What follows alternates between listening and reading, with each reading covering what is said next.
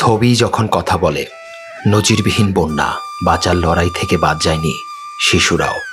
এক শিশু গলা পর্যন্ত পানির নিচে ডুবে আছে, তার কপালে ভাঁজ এবং অপলক দৃষ্টিতে তাকিয়ে আছে।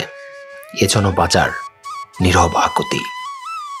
টানা বৃষ্টি আর উজানের ঢলে লাখো লাখো মানুষ এখন পানিবন্দী। ভারতের ত্রিপুরা থেকে নেমে আসা ঢল ও গত কয়েকদিনের টানা প্রবল বর্ষণে দেশের 11 জেলায় আকস্মিক বন্যা দেখা দিয়েছে।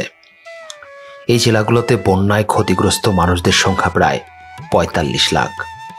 এই মুহূর্তে ৮,৮৭,৬২৯টি পরিবার পানিবন্দী। এতে এখন পর্যন্ত ১৩ জনের মৃত্যু হয়েছে বলে জানিয়েছেন দুর্যোগ মন্ত্রণালয়। বন্যা প্লাবিত 11টি জেলার মধ্যে সবচেয়ে খারাপ অবস্থায় ফেনী। ফেনী সদরসহ ৬ উপজেলায় বানের পানিতে পুরোপুরি ডুবে আছে।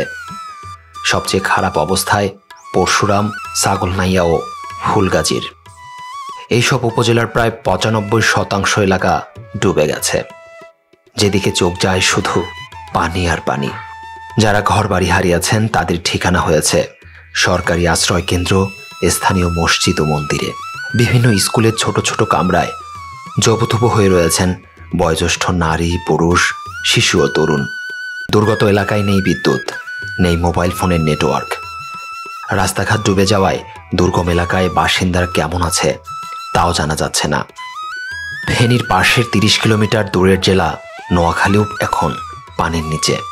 টানা বর্ষণে নোয়াখালীর ৮ উপজেলার সার্বিক বন্যা পরিস্থিতির আরও অবনতি হয়েছে।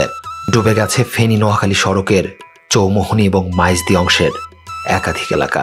এছাড়া বসতবাড়িতে বন্যার পানি বেড়ে যাওয়ায় দুর্ভোগে পড়েছে মানুষ। নিরাপদ আশ্রয়ের খোঁজে ঘরবাড়ি ছেড়ে ছুটে চলেছে সবাই। নোয়াখালী এবং ফেনীর মতো একই দশা 11টি জেলায়। কোথাও বুক পানি, কোথাও গলা অবধি। কেউ কেউ কলা গাছ দিয়ে ভেলা বানিয়ে নিরাপদ স্থানে যাওয়ার চেষ্টা করছে, আবার কেউ বুক পানিতে সাঁতরে উঁচু জায়গা খুঁজছেন। ঢাকা চট্টগ্রাম মহাসড়কের 14 গ্রাম অংশ পানিতে ডুবে যাওয়ায় গতকাল কয়েক ঘন্টা যান চলাচল বন্ধও ছিল। চট্টগ্রাম ও সিলেটের সঙ্গে সারা দেশের ট্রেন যোগাযোগও বিচ্ছিন্ন হয়ে যায়। এতে করে বন্যায় দুর্গতদের ত্রাণ সামগ্রী পৌঁছাতেও কষ্টসাধ্য হয়ে যাচ্ছে। বন্যা দুর্গতদের উদ্ধারে কাজ করছেন সেনাবাহিনী, নৌবাহিনী, ফায়ার সার্ভিসের বেশ কয়েকটি দল। পাশাপাশি বিভিন্ন স্বেচ্ছাসেবী সংগঠনগুলো উদ্ধার কার্যক্রম চালাচ্ছে। বন্যা পরিস্থিতি মোকাবেলায় সরকারের বিভিন্ন সংস্থার পক্ষ থেকে নিয়ন্ত্রণ কক্ষ চালু করা হয়েছে। তবে যোগাযোগ বিচ্ছিন্ন হয়ে পড়ায় এবং পানির প্রবল স্রোতের কারণে উদ্ধার কার্যক্রম ব্যাহত হচ্ছে।